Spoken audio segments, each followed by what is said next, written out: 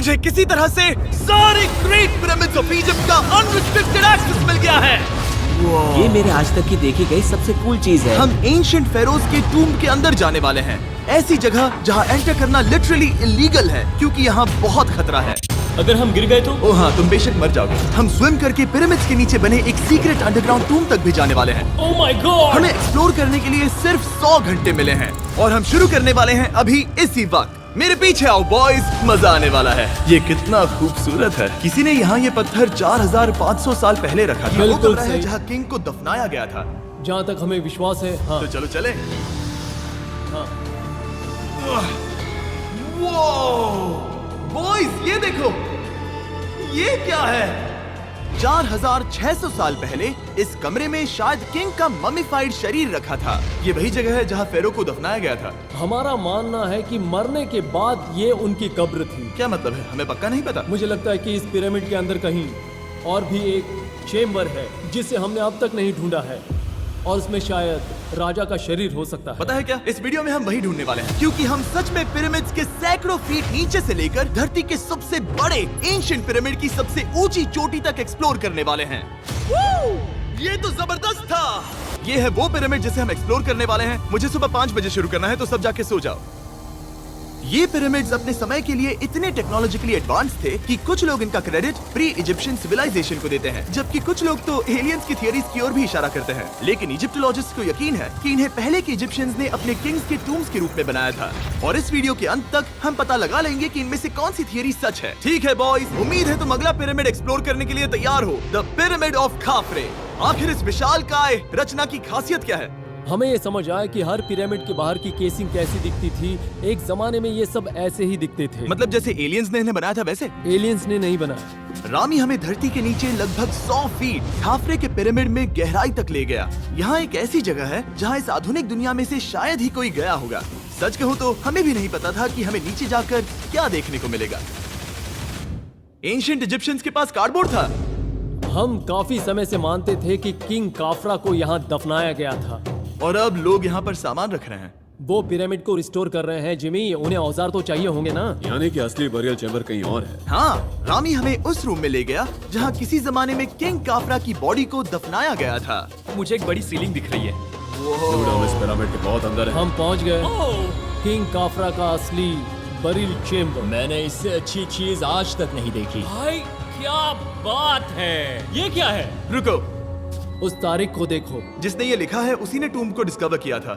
ये उसका दावा है कि उसने इस टूम को डिस्कवर किया था। फेरो को यहीं दफनाया गया था। किंग काफरा के मरने के बाद उन्हें यही रखा गया था। इसके अंदर लेटना अपमानजनक तो नहीं होगा? अगर मैं तुम्हारी जगह होता तो उसकी जगह शराब को लेकर ज्यादा डरा होता। वैसे उस शराब से क्या होता है? कोशिश करके देखो। नहीं। ठीक है, चलो शराब के लगने से पहले यहाँ से निकलते हैं। ओह माय गॉश, ये पिरामिड तो शानदार था। राजा का मकबरा हमारे ज्यादातर सवालों का जवाब नहीं दे पाया, लेकिन पिरामिड्स के नीचे गहराई में स्थित अंडरवर्ल्ड का एक दरवाजा शायद वो चीज है जिसकी हमें तलाश थी। ये गॉड ओसिरिस का टूम्ब है जहाँ बहुत ही ओह कम माय गॉड, इंसान गए हैं। हम क्या कर रहे हैं? और जाहिर सी बात है अंडरवर्ल्ड के देवता का टूम्ब भी काफी गहराई में होगा। अब ये क्या है? ये देखकर तो बहुत गहरा लग रहा है। काल, पहले तुम जाओ। Oh my gosh, oh my gosh, वो इतने आराम से नीचे कैसे जा रहा है? ये बस एंट्रेंस है काल। हाँ, अंडरवर्ल्ड के गॉड के पास जाने का। ये सीढ़ी काफी लंबी है। ये सच में बहुत गहरा है। अगर तुम गिरे तो ओह हाँ, तुम पक्का मर जाओगे। हाँ। अब तो सच में डर लग रहा है। मुझे इसमें मजा नहीं आ रहा है। और जहाँ हम सब पहले से ही डरे हुए थे, वहाँ आगे जाके हमें ये दिखा। 3000 साल पुराना इंसान। इंसान? मैंने इसे हाथ में क्यों पकड़ा है? ये खोपड़ी का हिस्सा ये है? एक खोपड़ी है। हाँ। Oh my God! जब हम नीचे जाएंगे हम इतनी गहराई में होंगे कि ऑक्सीजन की कमी से बेहोश होने का भी खतरा रहेगा। बिल्कुल सही। अब चैंडलर ओजाइरिस की कब्र की ओर बढ़ रहा है। ठीक है, ये मैं चला। ओह, मैं पानी में हूँ। ओह, तुम महसूस कर सकते हो कि यहाँ की हवा थोड़ी पतली है। रुको, ये क्या है? यहाँ एक पत्थर है। ये पत्थर या कोई ढक्कन? इस कमरे के ठीक बीच में गॉड ओसिरिस का सरकोफेगस रखा है। यानी कि यहीं पर है उस अंडरवर्ल्ड का दरवाजा। हाँ, तो अंदर जाकर देखो। क्या पानी के अंदर? वेल, हाँ। ठीक है, ठीक है, ठीक है, ठीक है, ठीक Come है। on। Oh my God. माना जाता है कि ये सरकोफेगस दरअसल अंडरवर्ल्ड का दरवाजा है और शायद यहाँ पहले कोई भी इंसान नहीं आया। कितना गहरा है? ओह माय गॉड, मैं यहाँ क्यों हूँ? मैं एक यूट्यूबर हूँ। हम यहाँ क्या? जरा ऊपर राइट में उस कोने को देखो, वहाँ एक सुरंग है जो किसी को नहीं पता कहाँ जाती है। काल वहाँ ऊपर जाओ। क्या मैं सच में वहाँ जा सकता जिमी हूँ? उसे मत जाने दो। मैं बहुत डर गया हूँ ब्रो। काल, ये सही नहीं है। मैं ऐसी सुरंग में हूँ एंशिएंट इजिप्ट में जहाँ कभी कोई नहीं गया होगा। कोई इतना पागल नहीं होता। क्या तुम हमें बता सकते हो वहाँ क्या हो रहा है? मैं सुरंग में एक मोड़ पर हूँ और ये छोटी हो रही है। भाई मैं सचमुच में मजाक नहीं कर रहा हूँ, मैं यहाँ सच में फंस चुका हूँ। Oh my. काल तुम इतिहास बना रहे हो। मेरे पास मुश्किल से 1 इंच की जगह बची है। उसे ऑक्सीजन की सेफ लिमिट से ज्यादा समय हो गया है। क्या हम बाहर निकल सकते हैं? मैं रेडी हूँ। तो इससे पहले कि हम सचमुच मर जाते और खुद अंडरवर्ल्ड को देखते, बाहर निकलने का आसान तरीका नहीं है ना? हम जितनी जल्दी हो सके वहाँ से बाहर निकल गए, क्योंकि मैं इतना तो जीना चाहता हूँ कि गीजा के महान पिरामिड्स के उन गुप्त रास्तों की खोज कर सकूं, जहाँ आज के समय में स्पेस में जाने वाले लोगों से भी कम लोग गए हैं। मेरे साथ ऊंट की सवारी कौन चलो करेगा? सवारी करें। छूकर देखो, छूकर देखो। लेकिन वो नहीं चाहता। क्या तुम्हें कभी ऊंट ने काटा है? हाँ क्या? हाँ, दर्द हुआ था? बहुत। ओह मैंने कहा था। आज भी हम खूब एक्सप्लोर करेंगे। विश्वास नहीं हो रहा। चैंडलर तुम ठीक हो? ओ नहीं, खींचो खींचो। मुझसे नहीं हो रहा। मुझे इस पर से उतारो ब्रो।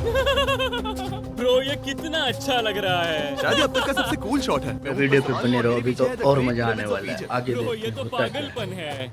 और अब गीजा प्लेटो के डायरेक्टर हमारे साथ तीसरे पिरामिड की खोज के लिए जुड़ रहे हैं, द पिरामिड ऑफ मेनकाउरे।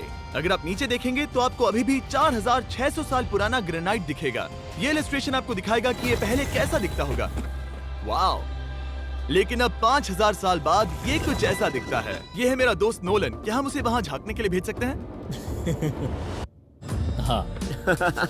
मुझे ऐसा करने को मिला जो आमतौर पर गैर कानूनी है। नोलन संभल कर। क्या आप नोलन पर चिल्लाना शुरू कर सकते हैं? वो डर जाएगा। किसी भी पिरामिड पर चढ़ने के ज्यादा मौके नहीं मिलते। मैं तो ये मौका नहीं गंवाने वाला। रुक जाओ, तुम नीचे आओ। नीचे नीचे आओ। नीचे? हाँ नीचे। ठीक है। नोलन बहुत हुआ, तुम्हें नीचे आना होगा। चलो हाँ मैं नीचे आ रहा नीचे हूँ। आओ अभी। चलो जल्दी आओ। अच्छा रुको, ये मजाक कर रहे हैं। चढ़ते रहो। ये एक मजाक था। ओह माय गॉड, तुमने मुझे डरा दिया था। ओह माय गॉड, मुझे लगा कि मैं आज गिरफ्तार हो जाऊंगा। आगे बढ़िए सर। चलो शुरू करें। वो रुको रुको, कैमरा नीचे करो। यहाँ इतना अंधेरा क्यों है? क्योंकि हमने लाइट बंद की थी।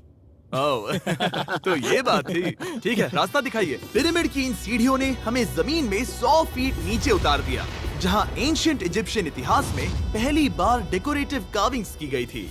ये क्या है? झूठे दरवाजों का डेकोरेशन। फर्स्ट डायनेस्टी के किसी भी पिरामिड में नक्काशी नहीं थी, सिर्फ इस पिरामिड को छोड़कर। तो इसे 4-5 हजार साल पहले बनाया गया था। 4600 साल पहले। पिरामिड की ओर गहराई में जाते हुए अगली सुरंग हमें एक ऐसी जगह ले गई जिसे कहते हैं मेनकाउरे का एंटी चेम्बर। वो यहाँ पर तो बहुत सारा इतिहास है। उस कमरे में क्या है? मैं तुम्हें बता सकता हूँ वहाँ कुछ नहीं आप है। वहाँ ऊपर गए हैं? नहीं, तो फिर कैसे पता वहाँ कुछ क्योंकि मैं नहीं? यहाँ से देख सकता हूँ। वहाँ देखो, ओह। बस एक सुरंग है और कुछ नहीं। हाँ, मुझे अभी दिखाई दिया। हाँ।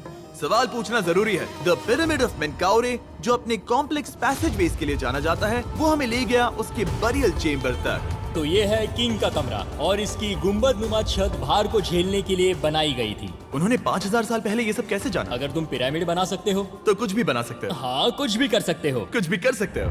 बाहर आते वक्त मेरे मन में एक सवाल आया, इस पिरामिड के बाहर 3 और छोटे पिरामिड्स क्यों बने हैं? ये 3 छोटे पिरामिड्स क्या हैं? मेनकाउरी ने अपनी